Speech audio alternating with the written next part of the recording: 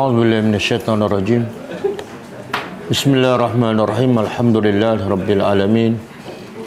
Nahmaduhu wa nasta'inu wa nastaghfiruh. Wa na'udzu billahi min syururi anfusina wa min sayyiati a'malina. Man yahdihillahu fala mudilla lahu wa man yudlil fala hadiya lahu. Asyhadu an la ilaha illallah wahdahu la syarika lahu wa asyhadu anna Muhammadan abduhu wa rasuluh. Subhanaka la ilma lana illa ma 'allamtana innaka antal alimul hakim. Allahumma 'allimna ma yanfa'una wanfa'na bima 'allamtana wa zidna ilma. Allahumma ati anfusana taqwaha wa zakkiha anta khairu man zakkaha. Anta waliyuha wa maulaha. Rabbi yassir wa la tu'assir, Rabbi tammim bil khair. Amma ba'du. InsyaAllah kita sambung tadabbur surah Hud alaihissalam ayat 36.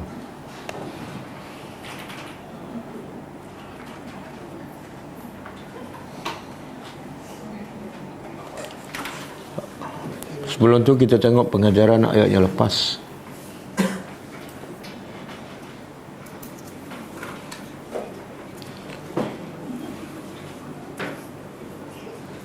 Ayat 32 kan?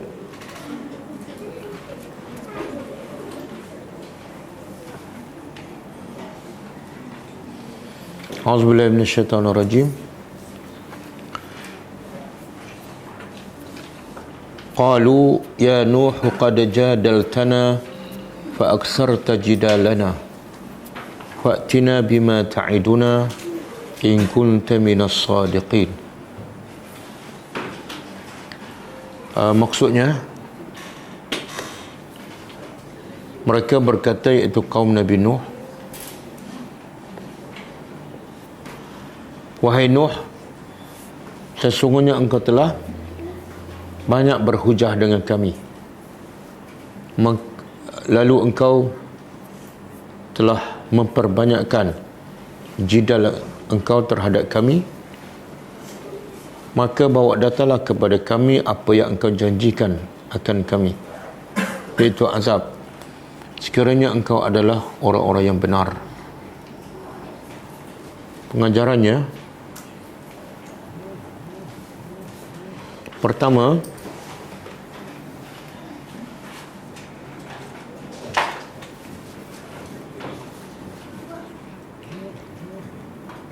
perdebatan di dalam Islam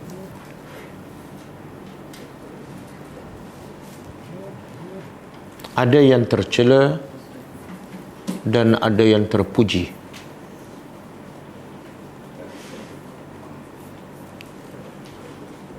Ia tercela sekiranya perdebatan itu untuk mencari kemenangan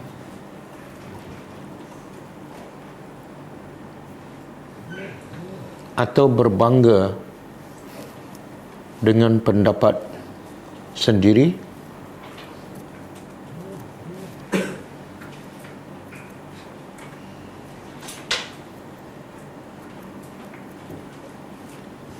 dan ia menjadi terpuji sekiranya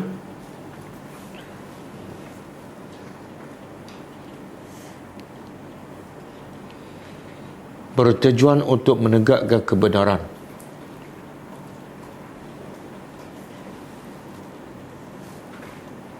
dengan menjaga adab-adab dan akhlak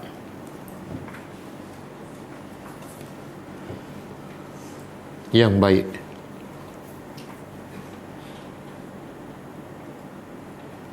Yang kedua,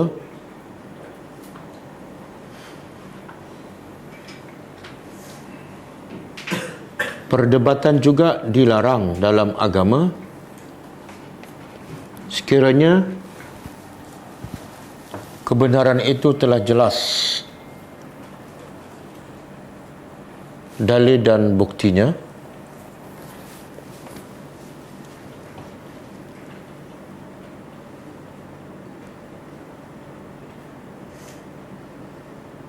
Dan ia juga terlarang apabila berdebat dengan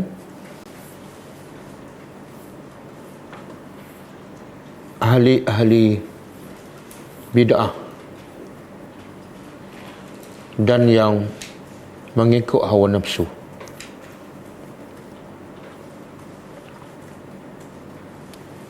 Yang ketiga,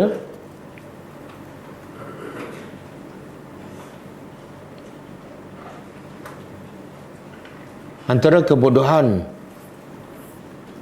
manusia yang tidak beriman kepada Allah, antara kebodohan manusia yang tidak beriman kepada Allah ialah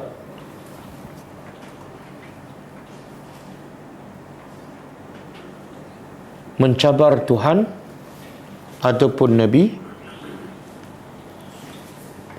agar diturunkan azab kepada mereka.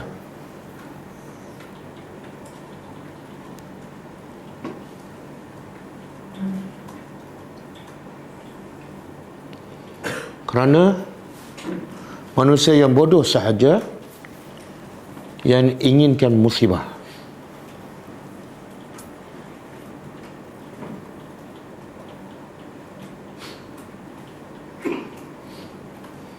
Ayat 33.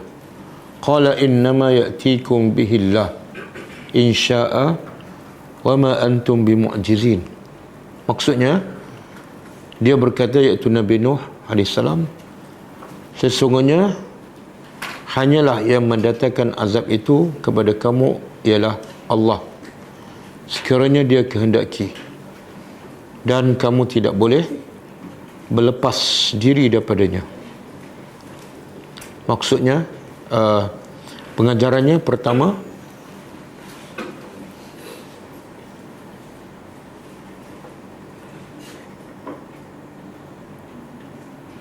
bukan kerja para Nabi dan Rasul membawa azab kepada manusia,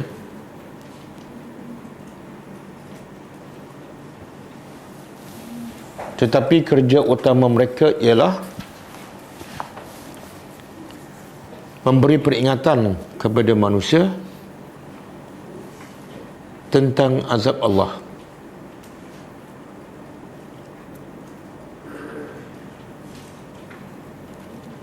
Yang kedua,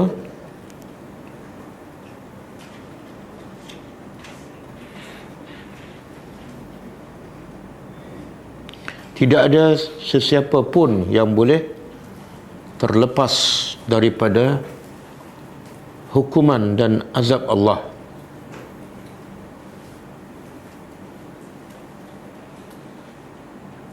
Apabila Allah kehendaki.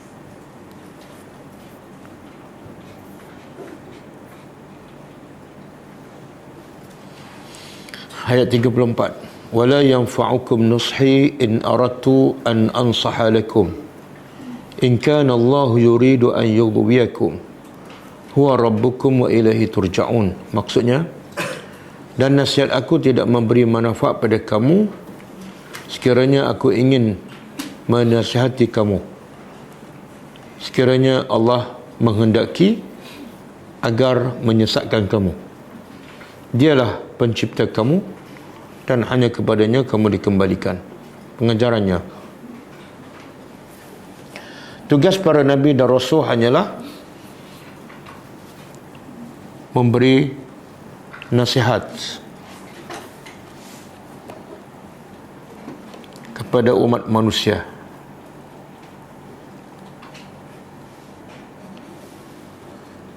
Dan nasihat mereka tidak akan memberi apa-apa faedah kepada hati manusia yang telah mati.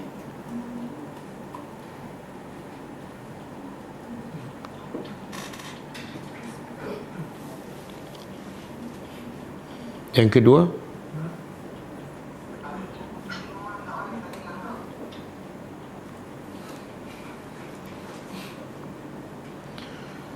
apabila Allah menghendaki seseorang itu sesat,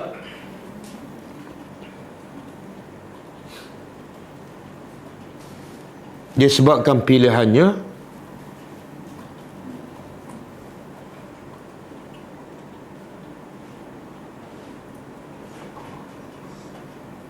maka ketika itu tidak ada guna sedikit pun peringatan daripada Allah dan Rasul.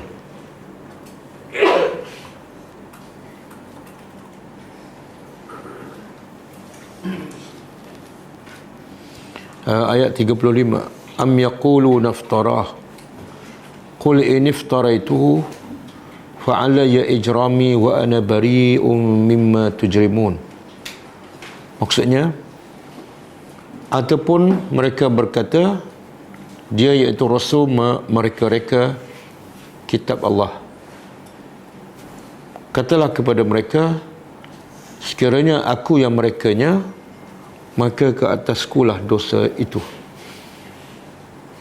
Dan aku berlepas diri daripada dosa-dosa yang dilakukan oleh kamu. Pengajarannya,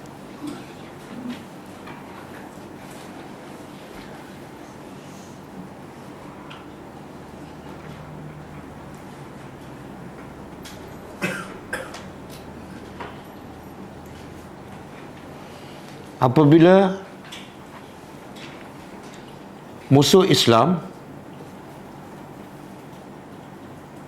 kehabisan hujah dan modal, maka mereka akan membuat tuduhan yang tidak masuk akal.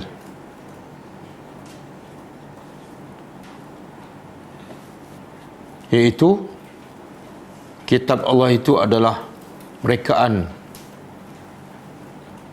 para Rasul.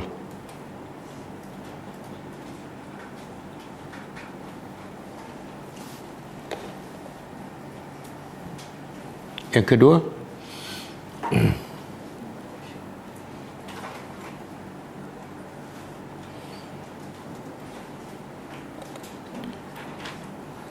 kebenaran itu dinilai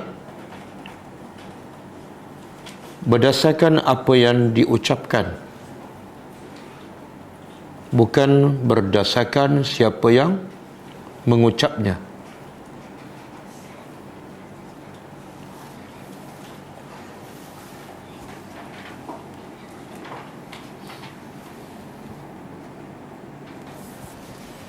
Yang ketiga, wajib setiap orang yang beriman berlepas diri daripada perbuatan orang-orang yang kafir dan syirik kepada Allah.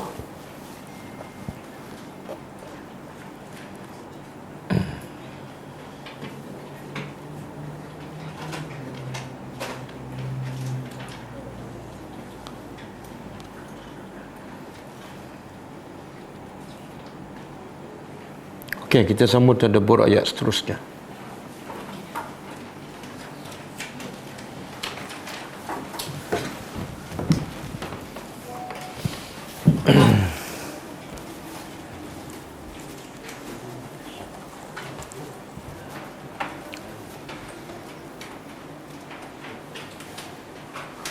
Okey, ayat malam ni ayat 36 kaitan dengan ayat yang lepas. Setelah Allah mencerita ayat-ayat yang lepas tentang dakwah Nabi Nuh AS, tujuannya, kemudian tuduhan kaum Nabi Nuh terhadap Nabi Nuh, dan Nabi Nuh menjawab setiap tuduhan tersebut, dan Nabi Nuh terus berdakwah dari segi masanya siang dan malam selama 950 tahun. Kemudian dari segi kaedah atau cara berdakwah, Nabi Nuh menggunakan pelbagai cara. Antaranya ialah secara terbuka dan juga secara berahsia seorang sama seorang, maka hasil dakwah Nabi Nuh siang dan malam selama 950 tahun, apa hasilnya? Hasilnya Allah sebut dalam ayat malam ni. Auzubillahi minasyaitanirrajim. Wa uhiya, dan telah diwahyukan.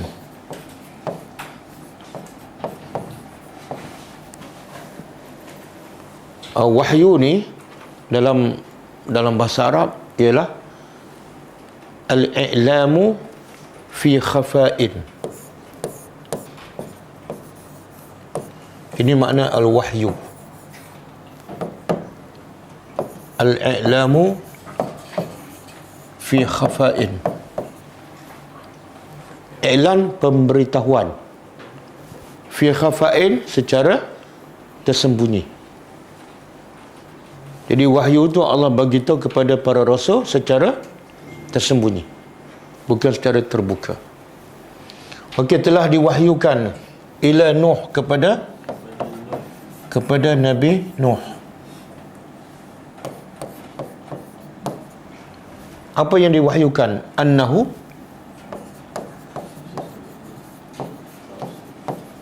sesungguhnya ia, hu tu dalam bahasa Arab dipanggil dhamiru asy-sya'ni.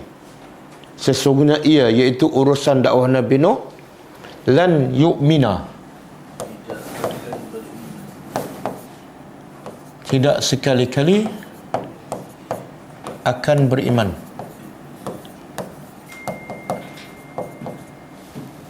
Min qaumika,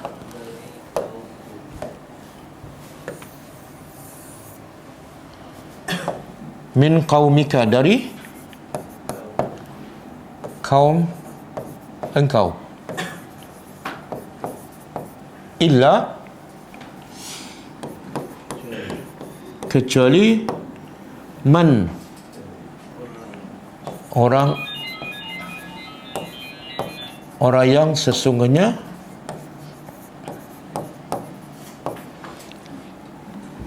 amana, telah beriman. Apa maksud dia? Allah nak bagi tahu apa ni? Lepas ni Allah nak bagi tahu pada Nabi Nuh, tak mungkin ada orang baru yang akan beriman, melainkan yang telah beriman. Berapa ramai?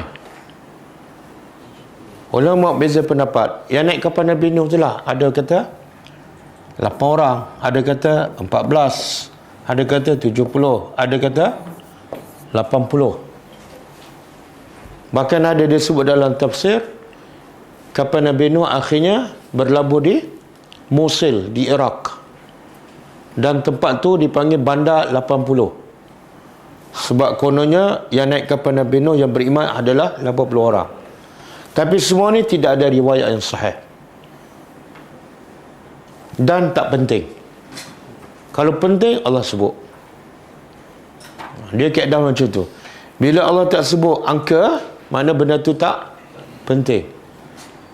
Tapi perangai manusia, ya Allah tak sebut, dia nak cari. Ya Allah sebut, dia tak nak faham. Betul kan? Macam kisah Nabi Yusuf lah. Satu surah tu kisah Nabi Yusuf, dia tak faham. Yang dia faham apa dia? Ya Allah tak sebut dalam surah tu, iaitu Nabi Yusuf kahwin dengan Zulaikha. Yang ni Allah tak sebut berapa ramai yang beriman. Allah hanya kata lepas ni tidak akan ada yang baru beriman kecuali yang dah beriman. Okey. Cuba bayangkan kalau kita duduk tempat Nabi Nuh, berdakwah pagi, petang, siang, malam, dengan berbagai-bagai cara, dan selama bukan 9 tahun, bukan 95 tahun, 950 tahun. Dan setiap kali Nabi Nuh berdakwah, apa kaum dia buat? Tutup telinga, sumbat telinga, tutup muka. Allah sekali, Allah kata apa? Lepas ni tak ada orang akan beriman. Macam mana perasaan Nabi Nuh? Ha? Cuba bayangkan kita duduk tempat Nabi Nuh. Ramai yang baca surah ni kan, baca surah Nuh, tapi kadang-kadang kita lalu macam tu je, tak menyelami, tak menghayati apa yang dihadapi oleh Nabi Nuh. Dan kita tahu tak kenapa Allah sebut kisah Nabi Nuh ni detail? Untuk apa? Untuk apa? Motivasi kepada siapa? Yang pertama sekali kepada Nabi lah. Kenapa? Sebab kalau dakwah Nabi Nuh 950 tahun, hasilnya lebih kurang macam ni je, dan Nabi baru berdakwah di Mekah katalah lebih kurang 10 tahun, dan angka dia mungkin lebih pada ni, maka Nabi akan rasa apa? Oh, tak ada apalah. Sebab yang Nabi Nuh 950 tahun, kenapa aku nak marah? Kenapa aku tak nak sabar? Jadi cerita Nabi Nuh adalah sebagai hiburan kepada Nabi.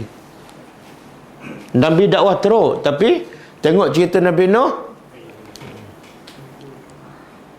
ini adalah hiburan.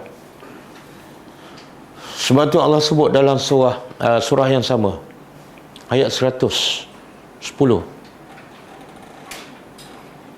surah Hud.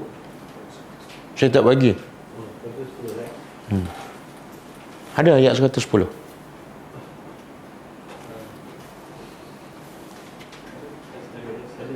Cuba tengok.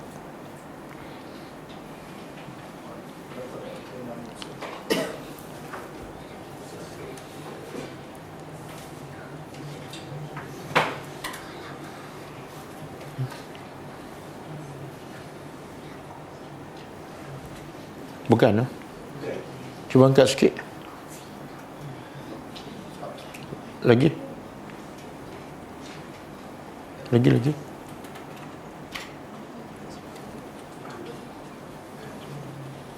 Okey. 120.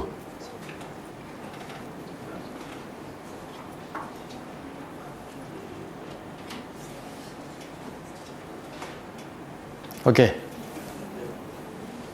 Allah kata apa? Wa kullan apa dia? Dan setiap kisah para nabi ni kami kisahkan, kami ceritakan alaika kepada engkau. Siapa engkau? Nabi Muhammad. Min amba'ir rusul, daripada cerita-cerita para rasul. Dan surah Hud ni memang kebanyakan cerita para rasul. Yang pertama ialah kisah Nabi Nuh lah. Cerita pertama tu kisah Nabi Nuh yang kita sedang belajar. Jadi Allah beritahu, kenapa kami cerita satu persatu kisah para Nabi kepada engkau. Ini tujuannya. Manusabbitu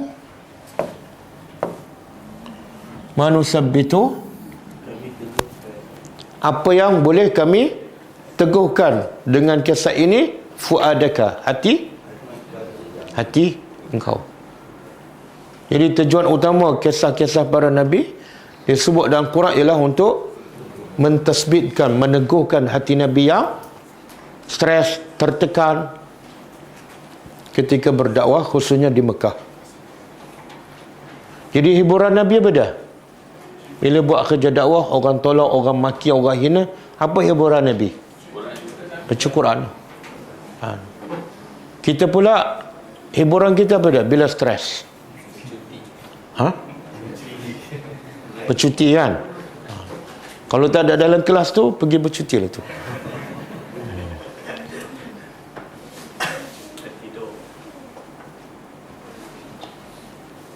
Sebab itulah ulama mengatakan Quran ni dia hiburan yang membahagiakan hidup manusia sepanjang masa.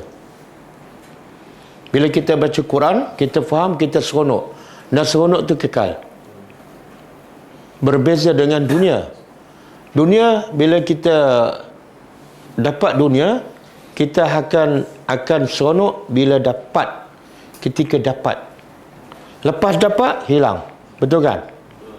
Contohlah kita nak makan. Bila kita seronok? Masa makan. Habis makan, hilang. Betul tak? Kadang-kadang penat makan. Habis. Sama juga bila kita berjalan. Bila seronok? Masa berjalan je. Lepas berjalan, balik penat. Tapi bila kita baca Quran, masa baca seronok. Lepas baca, seronok. Masa solat, seronok. Lepas solat, rasa lagi kemanisan beribadat. Dia kekal. Sebab itulah kata ulama, ciri-ciri calon ahli syurga di dunia. Apa dia? Jiwanya sentiasa tenang, sentiasa bahagia dengan Al-Quran. Okey. Kemudian waja'aka, datang kepada engkau fi hadhi, dalam kisah ini al-haq. Semua cerita para nabi adalah cerita yang benar. Tapi cerita yang benar inilah ramai orang tak faham, ramai orang tak baca. Yang sebaliknya, cerita yang lakonan, ramai orang faham, ramai orang gelak, ramai orang senyum. Betul kan? Wa mau'izah, dan ceritanya ada mau'izah dan wa zikra, peringatan kepada orang beriman. Okey. Kita balik pada ayat kita.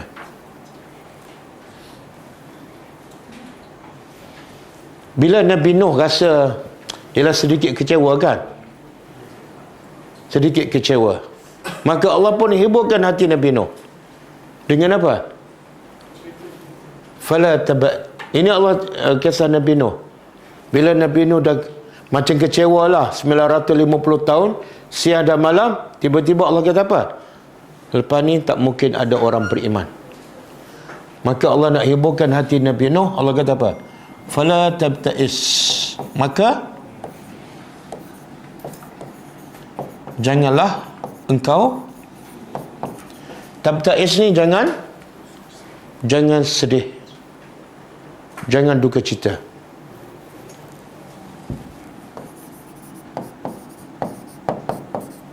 Jangan duka cita, walaupun kamu tahu tak akan ada yang akan beriman selepas ni. Bima kanu,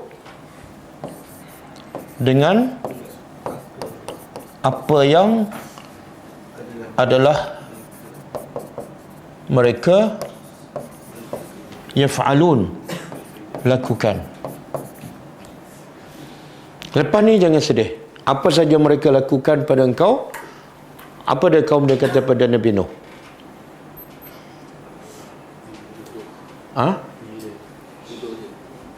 Macam-macam. Gila, bodoh, tak waras, agama untuk orang miskin. Maka jangan sedih lepas ni. Kenapa? Sebab lepas ni akan bermula proses untuk Allah mengazab mereka. Jangan sedih. Cuba buka surah Al-Qalam.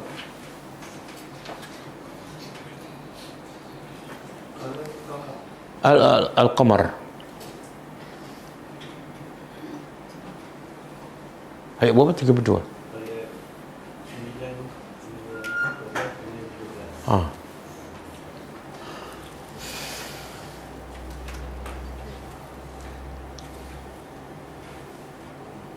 Okey. Kazzabat, telah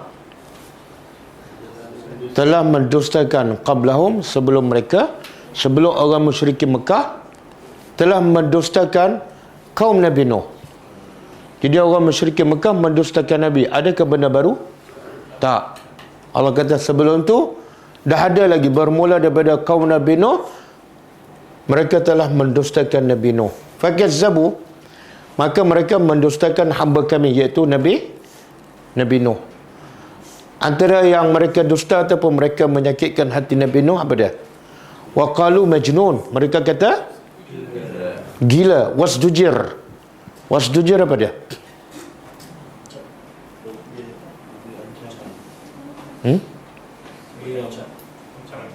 Apa dia?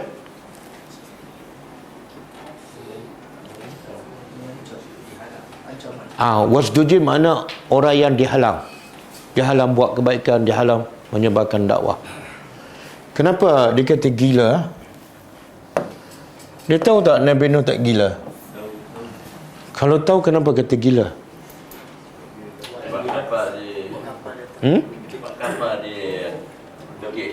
Tak, itu belum lagi. Itu ini sebelum buat kapal memang Nabi Nuh dah dipanggil gila dah. Bahkan semua para Nabi dia panggil gila. Cuma nak kita nak faham kenapa Nabi yang tak gila dikata gila. Apa dia? Tak ada hujah. Tapi tak ada hujah dia boleh tuduh yang lain, tukang sihir ke. Kenapa perkataan gila tu?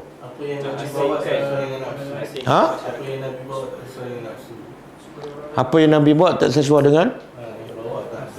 Tak, okey, kita faham dulu. Biasa orang gila buat apa? Siapa ada pengalaman? Biasa orang gila buat apa? Buat benda yang bercanggah dengan orang waras. Betul? Contohlah orang waras cari makanan kat mana? Kedai mamak. Orang gila cari makan kat mana? Tong sampah. Bercanggah kan? Jadi orang gila ni kerja dia buat yang bercanggah dengan orang yang waras. Okey? Jadi amalan kaum Nabi Nuh ialah sembah Tuhan.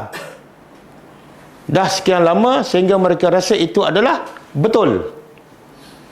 Tiba-tiba Nabi Nuh datang bawa benda yang bercanggah. Bagi dia ini kerja orang gila. Bawa benda yang bercanggah dengan amalan masyarakat yang sekian lama adalah kerja orang gila.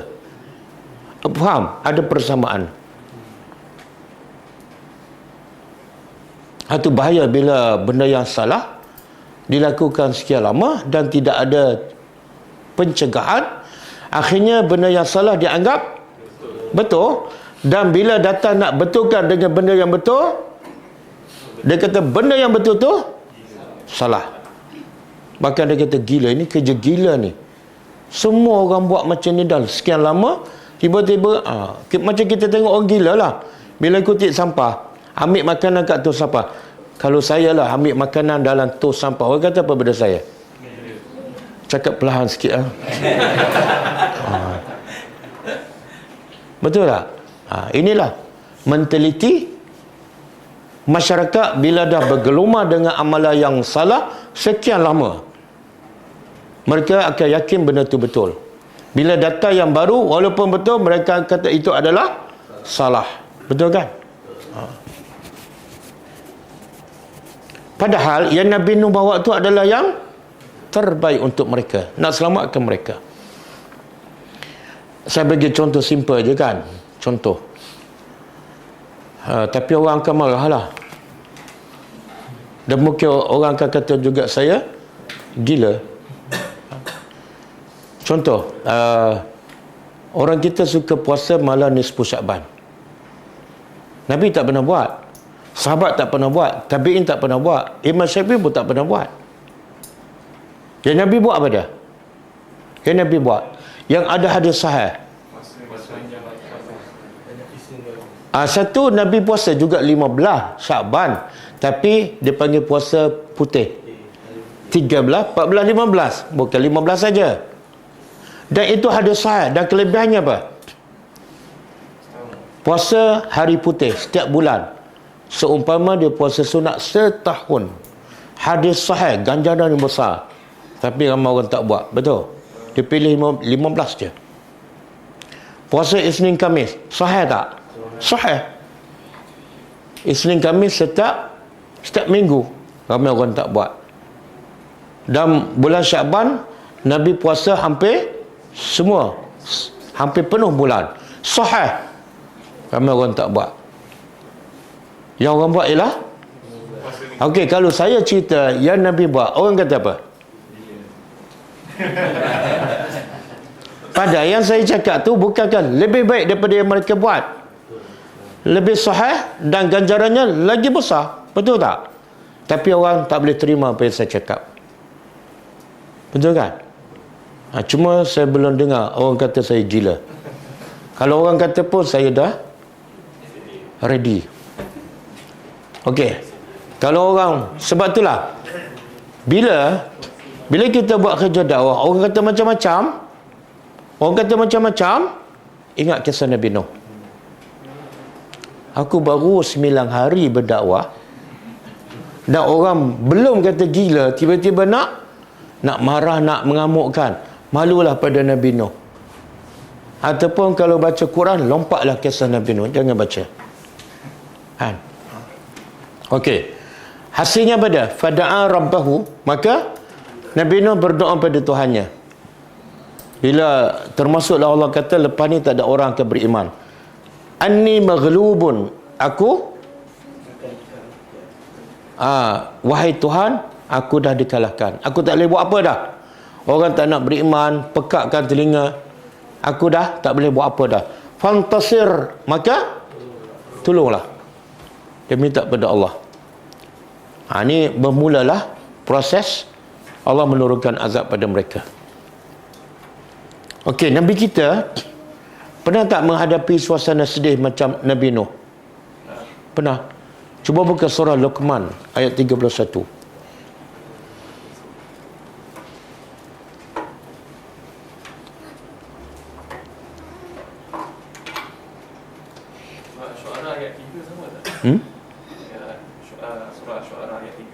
Banyak ayat-ayat yang persamaan, betul.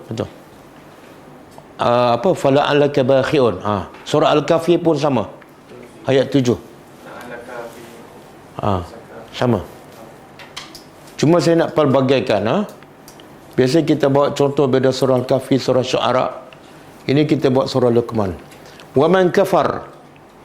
Dan barang siapa yang kufur, fala yahzunka kufruhu, maka tengok bahasa Arab, yahzun fi'il mudhari', fa'ilnya mana? Kufru. Siapa yang kufur, maka kekufuran orang itu janganlah menyedihkan engkau. Sebab Nabi sedih tak bila tengok orang tak beriman? Nabi sedih tu adakah setelah Nabi berdakwah ataupun belum berdakwah? Setelah berdakwah. Dah berdakwah, dah penat, tiba-tiba orang tak beriman. Bukan Nabi marah, tapi Nabi sedih.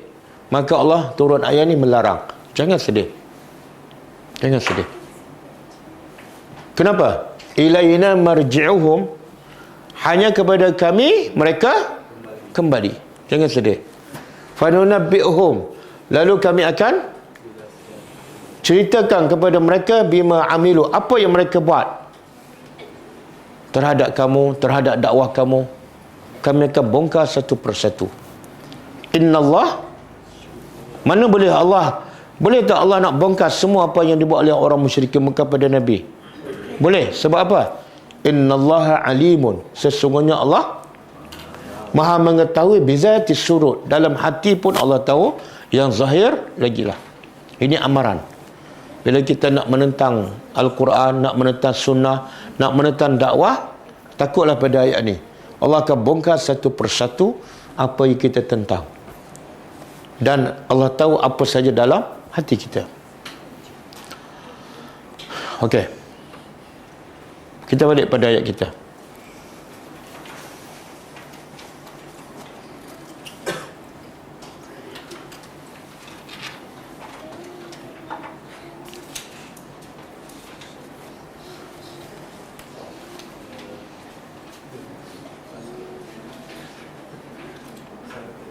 Sangkut. Okey, habis ayat 36, ayat 37. Okey.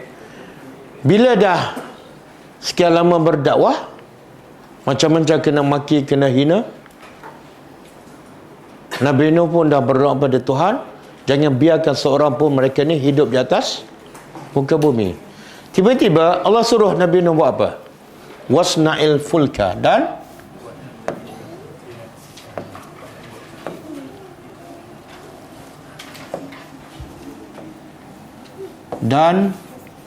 buatlah fulka. Apa dia? Fulka, kapal. Kadang-kadang Allah guna perkataan safinah, kapal juga kan. Dalam surah apa? Kapal Allah guna perkataan Safinah. Al-Kahfi. Cuba baca ayat yang ada Safinah. Amma Safinatu fakanat. Oh, hafal 2 patah aja. Amma Safinatu fakanat limasakin. Okey, buatlah kapal bi'ayunina dengan ayun, mata-mata kami, maksudnya dengan pemerhatian kami.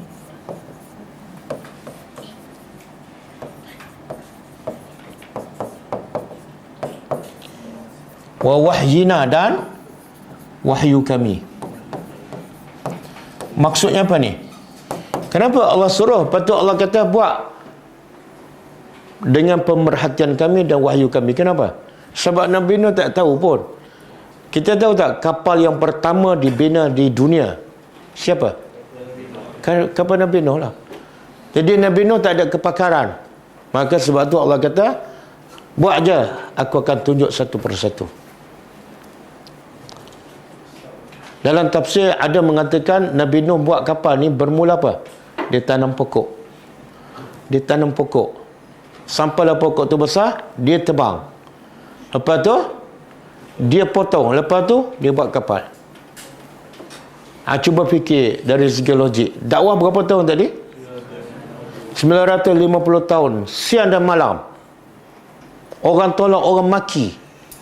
Tiba-tiba Allah kata lepas ni tak akan ada orang beriman.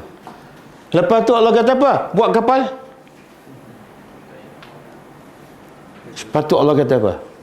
Boleh tak Allah nak kata kamu tak payah buat kapal, aku kata kun fayakun. Boleh tak?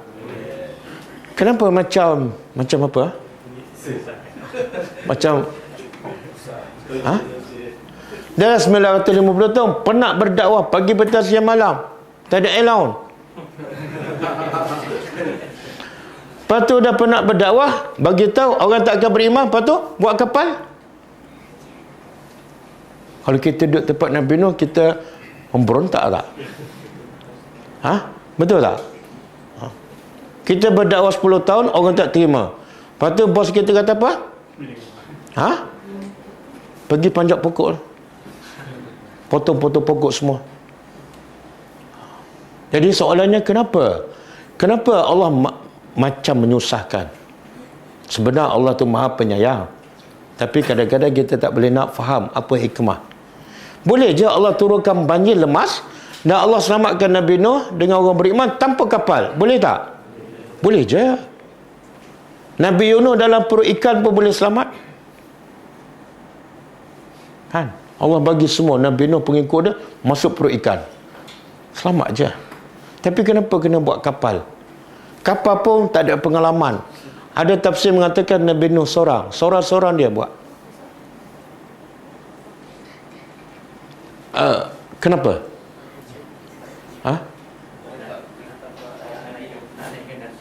Nak naikkan?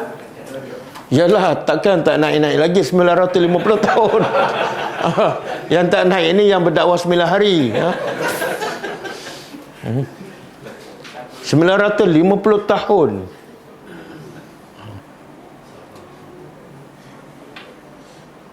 Cuba fikir. Kita jarang berfikir macam tu kan. Kita tahu kisah Nabi Nuh naik kapal, lepas tu selamat, lepas tu buat berbuat Ashura. Kita pun buat berbuat Ashura. Nabi suruh puasa, kita lagi hari tu lagi makan. Okey, jawapannya cuba buka hadis.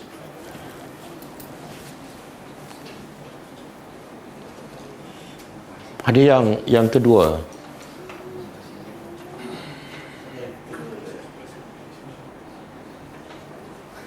Okey, ini satu lagi. Okey. Hadis riwayat Sa'ad bin Abi Waqqas radhiyallahu anhu. Okey, kata Sa'ad bin Abi Waqqas, ya Rasulullah. Cuba terjemah. Wahai Rasulullah, ayun nasi asyaddu bala'an. Sa'ad bin Abi Waqqas bertanya kepada Rasulullah, ayun nas, siapa yang paling asyaddu bala'an, yang paling besar dan berat ujian? Siapa? Maka Nabi kita jawab al-anbiya, para. Jadi orang yang paling banyak ujian, paling besar ujian ialah para nabi. Kenapa ni? Semua as-salihun. Kemudian bawa sikit pada nabi, termasuklah para sahabat salihun. Semua al-amsal fal-amsal. Kemudian kurang sikit. Berdasarkan apa ni? Ujian tu berdasarkan apa? Yubtala, diuji ar-rajulu, seseorang, ala hasbi dinihi, seseorang diuji bergantung pada agama dia. Agama dia lagi mantap, iman dia lagi tinggi, ujian lagi besar. Sebab tu Allah kata, Nabi kata apa lagi? Fa in kana fi dini salabah, sekiranya pada agamanya salabah ni makna kuat, mantap, zida fi balai, ditambah lagi ujiannya. Semakin iman kuat, semakin tambah. Wa in kana fi dinihi, sekiranya agamanya riqah. Riqah ni sikit ataupun nipis. Khuffifa anhu, maka azab pun, ujian diringankan.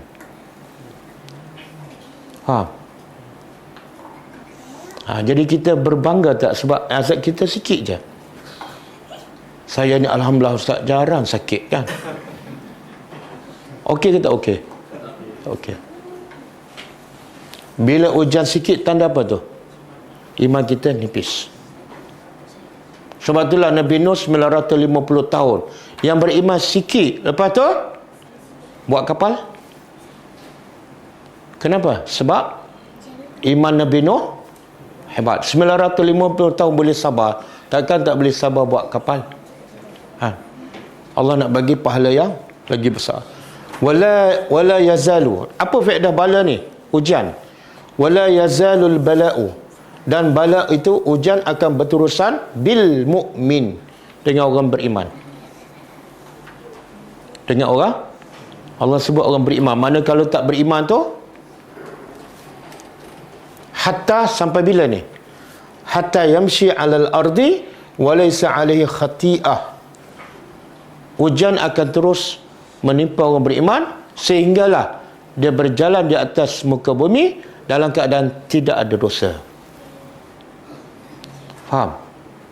Maknanya Allah sentiasa bagi ujian supaya apa? Di hujung kehidupannya zero. Bagus tak?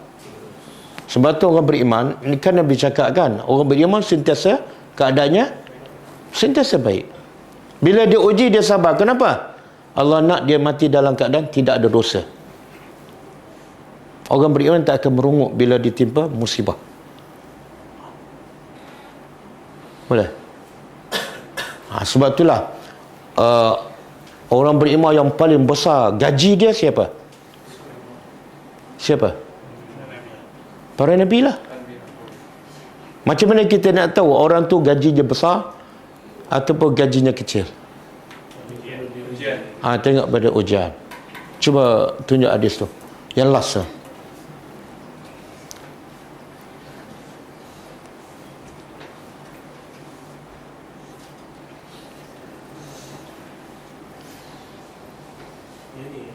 Ini dah. Ini yang tadi. Yang last lah.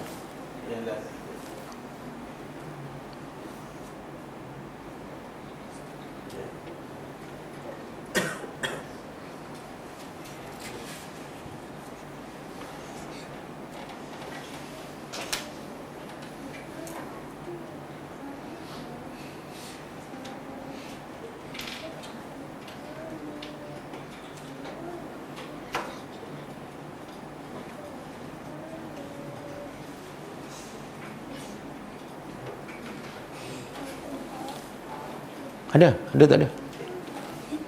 Baru nak hantar.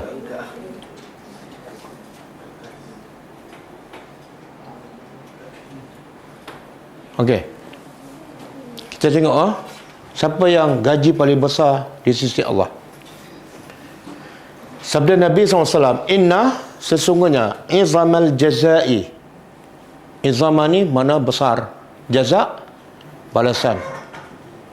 Sesungguhnya balasan yang paling besar adalah ma'izamil bala'i, adalah berdasarkan ujian yang paling besar. Makna apa tu? Sangat berbeza penilaian di sisi Allah dengan penilaian di sisi manusia. Manusia gaji semakin besar, kerja semakin berat ke semakin ringan? Semakin ringan, betul? Kalau CEO dalam syarikat kan, dia kerja kat mana? Dalam office, kadang-kadang kat rumah. Berapa jam satu hari? Tapi pekerja bawahan, kadang-kadang kerja tengah panas, pagi sampai. Ada seorang yang mu'alaf di Kamera Highland. Bila saya dapat maklumat, saya kata bawalah dia belajar agama. Dia kata tak boleh ustaz. Kenapa? Dia kerja guard. Kenapa tak boleh? Kerja dia daripada 7 pagi sampai 7 petang. Hari cuti tak ada. 7 hari seminggu. Tapi gaji kecil. Kerja besar, kerja berat, gaji kecil. Tapi dalam Islam lain. Kalau kamu nak gaji besar, kenapa? Kerja besar, kerja berat, gaji besar. Sangat berbeza. Sebab Allah nilai berdasarkan apa? Bukan pangkat, tapi berdasarkan amalan kamu. Lagi banyak amalan kamu, lagi besar ujian, lagi besar gaji. Jadi Allah kata, Nabi kata, balasan gaji yang besar adalah berdasarkan ujian yang besar. Kemudian wa innallaha azza wa jalla, sesungguhnya Allah iza ahabba qauman, apabila Allah suka sayang pada sesuatu kaum, Allah buat apa? Allah uji mereka. Sebab tu orang beriman kena suka, jangan minta. Bila Allah bagi musibah, kena suka. Kenapa? Sebab tanda Allah sayang. Tapi susah nak masuk kan? Apa pula sayang bagi sakit? Bagilah sihat. Doktor bila potong kaki kita, dia sayang ke dia benci? Dia potong kaki kita, dia sayang ke dia benci? Sayang kan? Kita suka tak pada doktor tu? Suka ke tak? Ke benci? Bukan setakat suka, kita bayar pula pada doktor tu 15,000, 15K. Padahal dia potong kaki, betul tak? Tapi bila Tuhan bagi, kita tak boleh nak berfikir dengan fikir yang sama. Ya Allah, kenapa sakit ni? Doktor potong kaki, Allah tak potong kaki lagi, baru sikit je. Itulah dia panggil apa tu? Double standard kan. Kita dengan manusia lain, kita dengan Tuhan kita lain. Kemudian Allah kata apa? Nabi kata apa? Faman radiya, siapa yang rida falahu ar-rida. Tengok, sebenarnya bila Allah bagi ujian, Allah nak bagi benda yang paling mahal, paling bernilai. Apa dia? Rida. Allah nak bagi rida. Ada lagi nikmat yang lebih besar daripada rida Allah? Tak ada. Tapi syarat Allah nak bagi apa dia? Rida kepada Allah ialah, yang ada nilai ialah reda bila Allah bagi susah. Kalau Allah bagi nikmat, semua orang mudah nak reda, betul tak? Kita orang bagi 5,000, awak reda ke dengan 5,000? Saya reda sangat. Tak. Bila hilang 5,000, reda tak? Macam mana kita nak tahu kita reda dengan Allah? Macam mana? Apa dia? Tak fikir. Tak ada tanda dia. Kita dapat 5,000, kita suka, kita reda. Hilang 5,000 pun, suka kita, reda kita sama. Same. Tak ada beza. Boleh tak macam tu? Dapat 5,000 senyum, hilang, sekejap hilang, senyum juga. Kenapa? Allah sayang ni. Dan mungkin Allah sayang pada aku sebab Allah tahu kalau aku dapat 5,000, malam ni aku tak pergi kelas tadabbur. Contohlah. Okey. Dan Dua je bila Allah bagi musibah. Satu reda, yang kedua waman sakhita, siapa yang tak reda dengan musibah, dia dapat apa? Falahu as-sukhtu, dia dapat kemurkaan Allah. Tengok, Allah nak bagi barang mahal, maka bayarannya pun mahal. Jangan ada merunguk, jangan marah, jangan tak suka. Bila tak suka, dapat lagi musibah, iaitu murka Allah. Boleh?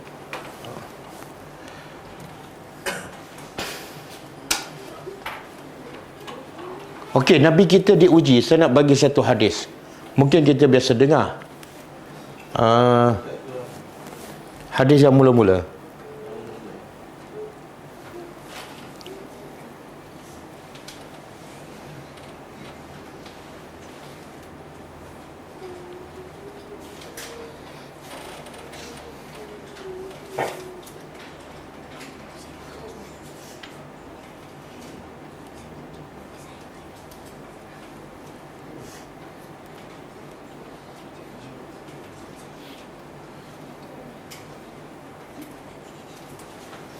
Okey.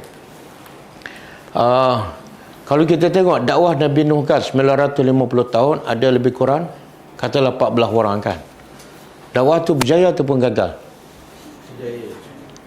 Berjaya. 14 orang. Cuba kira 950 tahun bagi 14. Dalam 10 tahun Nabi Nuh dapat berapa orang? Dalam 50 tahun dapat tak seorang? Dapat. 50 tahun dapat seorang. Berjaya ke? Cakap betul. Berjaya ke salah? Ha? Apa dia? 67 tahun dapat seorang mad'u. Saya kalau buka kelas 10 tahun seorang pelajar. Berjaya tak kelas saya? Oh, kalau saya tak berjaya, kalau Nabi Nuh berjaya. Inilah double standard ni. Ha? Kejayaan bukan diukur pada... Apa dia? Kejayaan bukan daripada jumlah berapa ikut. Kejayaan bukan diukur pada Berapa ikut. kuantiti. Habis dia ukur dengan apa? Dia terus berdakwah walaupun beriman sampaikan dia atau tidak. Kejayaan yang sebenar ialah dikira pertama pendakwah tu terus istiqamah dalam dakwah, tidak putus asa. Sebenarnya dia berjaya. Dan dia mati dalam iman, berjayalah. Walaupun kadang-kadang dia tak sempat melihat hasilnya. Adik, dia budak-budak biasalah kalau duduk bertiga dia bercakap kan. Dia kena duduk jauh-jauh sikit. Tapi tak boleh marah ke budak kan. Sebab orang tua pun kalau bertiga pun dia bersembah juga. Okey. Jadi kejayaan sebenar, sebab tu Nabi kata di akhirat besok pernah Nabi jumpa seorang Nabi ada dua pengikut. Ada Nabi seorang pengikut. Ada Nabi tak ada pengikut, tapi tetap dia Nabi.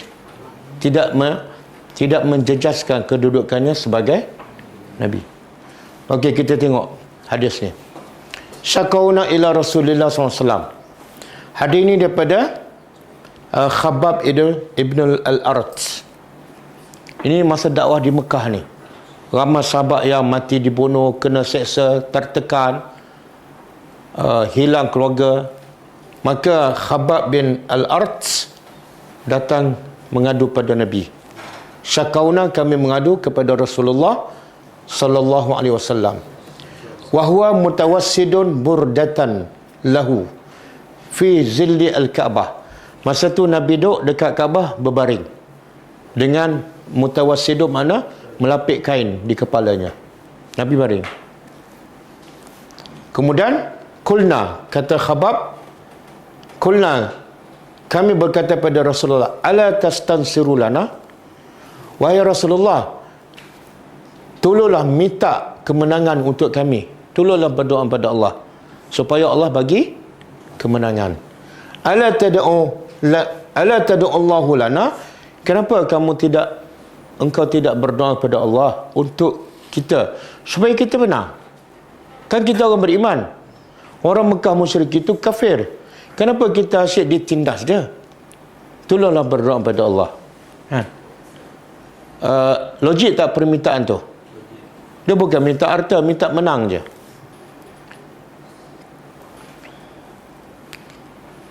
Okey. Qal, ada satu riwayat muka Nabi merah. Nabi marah dan muka Nabi merah. Sebab apa? Permintaan sahabat supaya Nabi berdoa supaya Allah bagi kemenangan, itu je. Tapi Nabi merah, muka Nabi merah dan Nabi marah. Dia biasanya kita pernah dengar kisah Ammar bin Yasir. Bila dia kena seksa, apa dia buat? Orang musyrik Mekah paksa dia supaya cela Nabi Muhammad. Dia cela.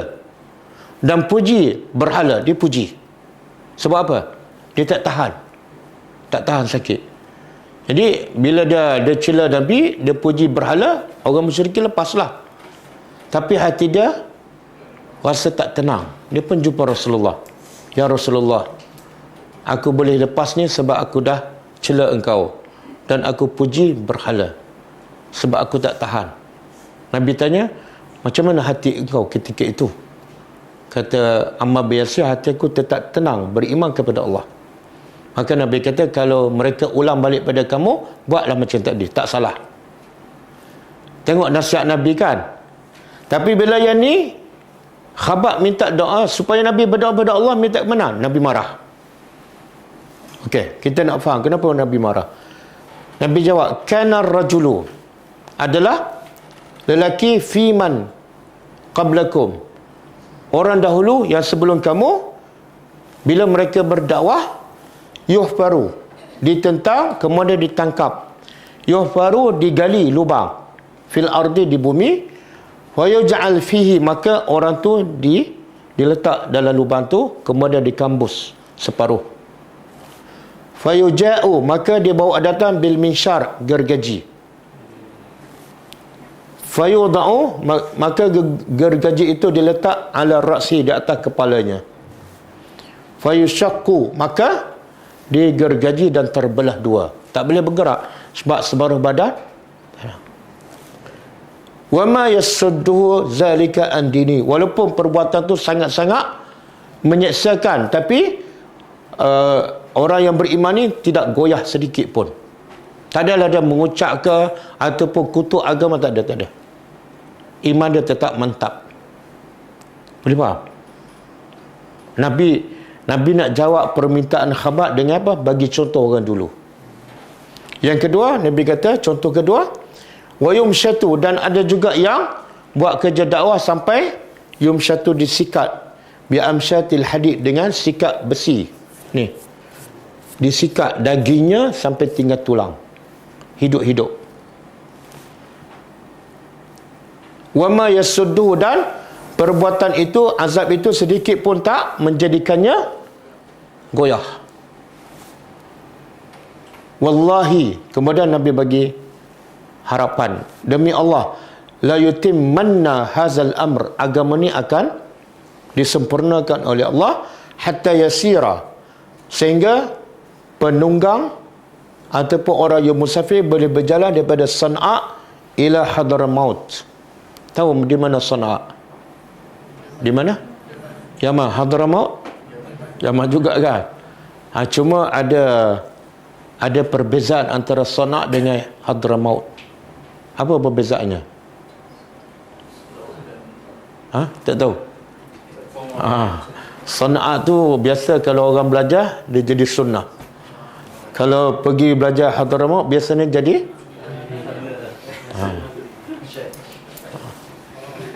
Jadi Sana'a dengan Hadramaut, dua bandar.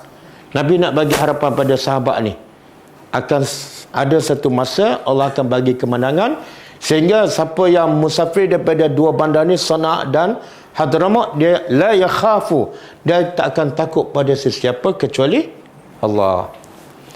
Awizzibah ala ghanami, ataupun kalau dia takut pun ada serigala nak makan kambing. Maknanya kepada orang kafir langsung tak takut. Kenapa? Sama ada orang kafir dah beriman ataupun orang kafir dah kalah.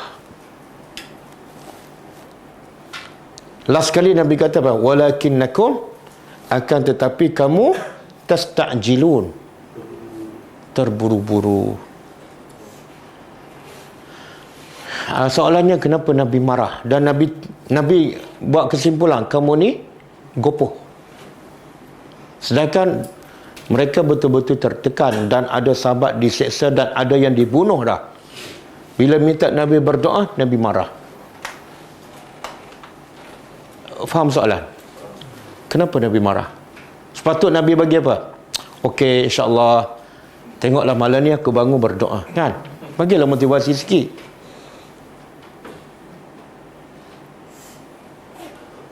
Kalau orang berdakwah 2 tahun, kan? Lepas tu jumpa saya, Ustaz, saya dah berdakwah 2 tahun, seorang pun tak beriman. Saya kata, kamu ni gopoh lah. Dia marah tak? Dia marah lah. Ustaz berdakwah sendiri.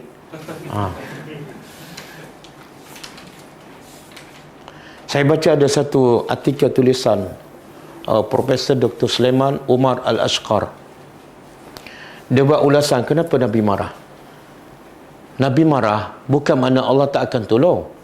Allah akan tolong, dan buktinya akhirnya Nabi menang dan buka balik kota Mekah. Iza ja Nasrullah, Allah akan tolong. Tapi yang Nabi marahnya sebab lain, iaitu sahabat ni dia faham kemenangan, kejayaan ialah bila dapat tegak negara Islam. Itu salah. Kemenangan ialah apa dia ni? Yang Nabi bagi contoh ni. Bila dia uji teruk macam mana, tak goyah, itu menang. Boleh faham? Tengok sahabat yang minta soalan ni, minta doa ni, seolah mereka nak, mereka tak sabar, iman dah goyah. Sebab bagi mereka menang tu, kejayaan ialah tertegaknya negara Islam ataupun ramai masuk Islam. Salah. Yang menang yang ini, kena gergaji, tak goyah, itu menang. Boleh faham? Urwatul Wusqa. Sebab itulah cerita Ghulam Ad-Dakwah, kan? Dia akhirnya dia dibunuh, tapi dia sempat tengok tak hasil? Sempat tak tengok hasil dakwah dia? Tak. Masa dia hanya beriman siapa? Menteri, kan? Tapi menteri pun dibunuh. Yang rakyat ramai beriman, dia tak sempat. Dia mati dulu, dia dibunuh. Tapi adakah dia gagal? Tak. Kejayaan dia apa dah? Walaupun diseksa, ditekan, dia tak goyah sampai dia dibunuh. Itu kejayaan. Sama juga setelah dibunuh, sebahagian besar rakyat beriman, kan? Apa raja buat? Raja gali parit dan nyalakan Kutila ashabul ukhdud an-nariza. Raja gali parit besar dan nyalakan api dan paksa orang beriman hasil dakwah budak tu masuk dalam api ataupun murtad. Akhirnya mati semua. Baru dia beriman dan semua mati. Berjaya ke gagal? Sebab apa? Iman tak goyah. Iman tak goyah. Yang gagal ialah iman goyah. Ada hujan sikit. Okey. Jadi poin dia gopoh. Okey, kita balik pada ayat kita.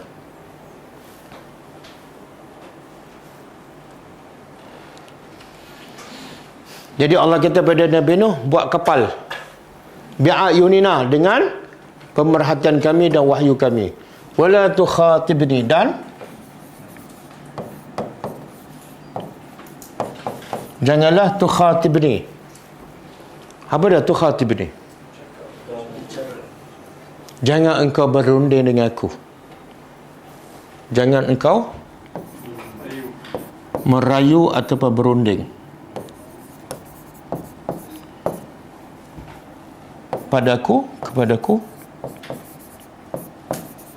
fil lazina, pada orang-orang yang zalim. Innahum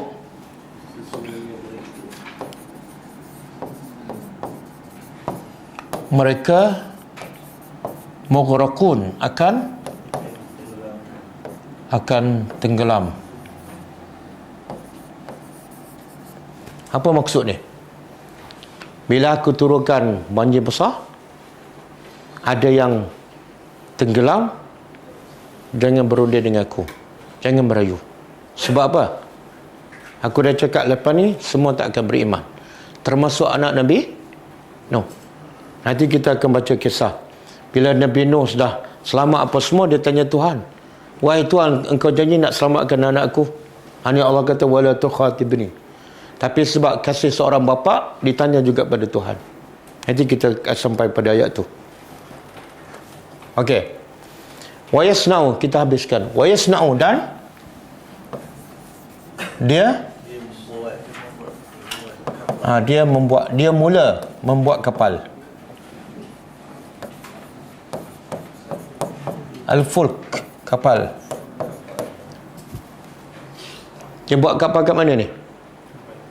Dia buat kapal kat mana? Di laut ke di darat? Tengok Allah dah lah suruh buat kapal. Lepas tu buat kapal menjadikan lagi orang perli dan perlekehkan. Wa kullama, dan kullama apa dia? Setiap kali. Marra, berjalan ataupun melalui, atas alihi, ke atasnya. Ke atas apa? Ke atasnya, ke atas Nabi Nuh, malaun. Malaun pembesar. Ada satu lagi, walaun. Apa beza malaun dengan walaun? Bunyi nak sama kan? Malaun, pembesar-pembesar. Min qaumihi, dari kaumnya. Sakhiru minhu, mereka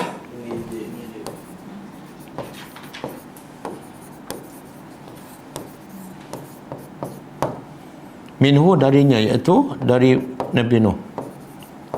Pasal apa dia mengajak? Ada dua benda. Pertama, dia kata apa? Hei, dulu Nabi, sekarang jadi tukang kayu pula. Dah pencing ke? Yang kedua, confirm kamu gila. Sebab apa? Dulu kami agak-agak je gila, sekarang confirm. Sebab apa?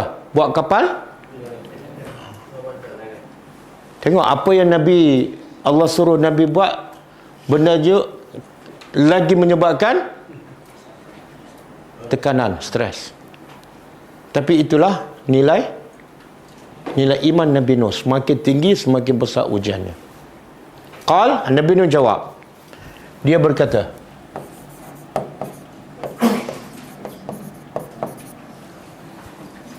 Yarhamkallah, in taskharu, sekiranya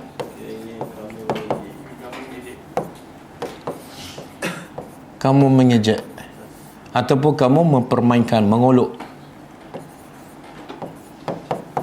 minna, dari kami, fa inna, maka sesungguhnya kami juga akan mengejek ataupun mempermainkan minkum, kamu. Macam mana tu? Nabi Nuh juga akan permainkan mereka. Macam mana? Bila tu? Bila datang banjir besar. Nabi Nuh kata, tengoklah satu masa nanti. Tak salah kan? Kama taskharun, sebagaimana kamu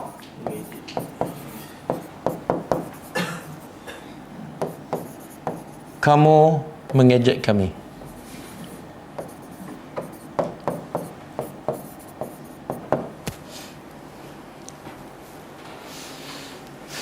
Okey. Apa dia antara pengajaran daripada ayat yang kita belajar malam ni? Allah bawa cerita Nabi Nuh, tujuan utama apa tadi? Untuk hiburkan hati Nabi. Yang kerja Nabi sama dengan kerja Nabi Nuh. Cuma tak adalah sampai 950 tahun. Jadi apa pengajarannya?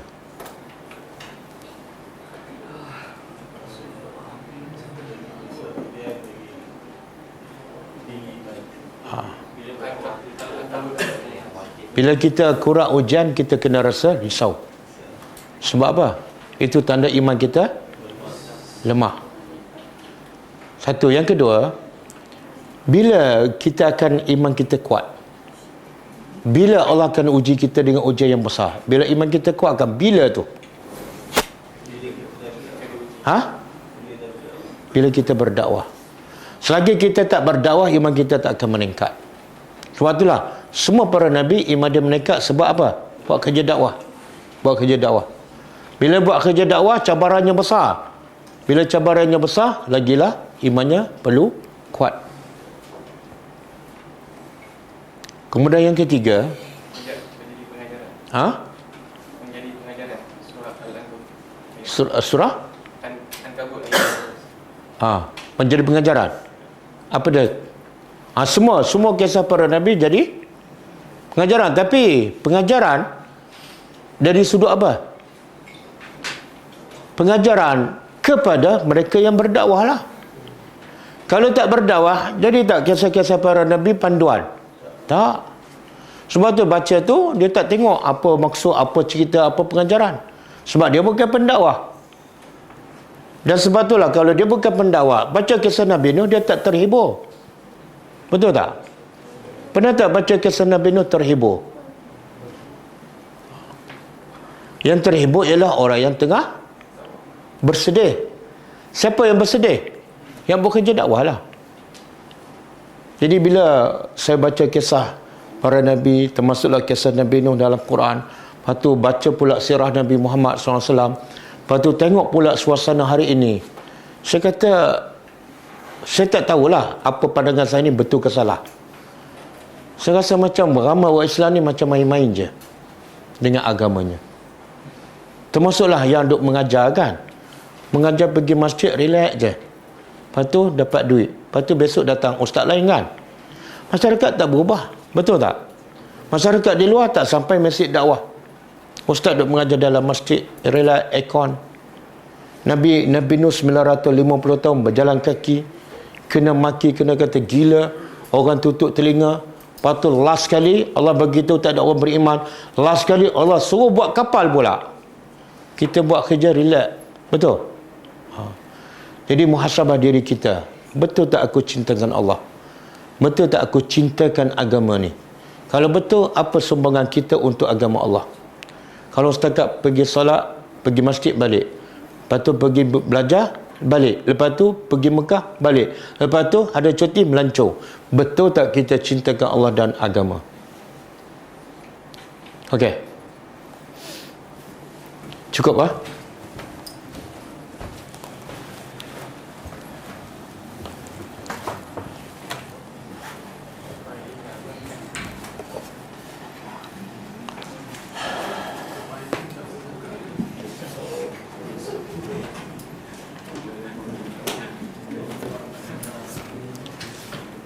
Apa ayat yang Allah kata pada Nabi? Bila selesai satu kerja, berpenak lagi buat kerja yang lain. Kan? Apa dia? Ayat apa tu? Fa iza faragta fansab. Mana apa tu? Sebelum tu awal ayat alam nashrah. Sesungguhnya kami telah lapangkan hati engkau. Orang yang lapang hati tidak ada waktu rehat. Fa iza faragta fansab. Bila selesai satu kerja, buat kerja lain sampai penat. Mana pun tidak ada rehat. Siapa tu? Alam nashrah laka sadrak. Dan orang yang Allah lapangkan hati ni, biasa dia lapang untuk siapa?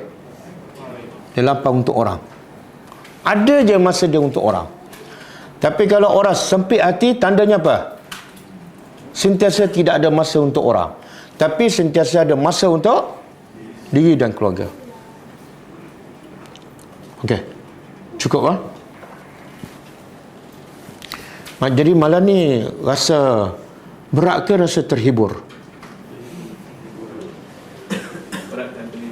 Berat dan terhibur. Oh, dua-dua. 2 in 1. Tak apalah, paling-paling kurang ada rasa lah. Okey, cukup InsyaAllah kita jumpa malam besok. Dan pagi besok ada kelas hadis Ustaz Usama pukul 10.30. Kita tutup dengan membaca tasbih kafarah. Subhanakallahumma wa bihamdika asyhadu an la ilaha illa anta astaghfiruka wa atubu ilaik. Assalamualaikum warahmatullahi wabarakatuh.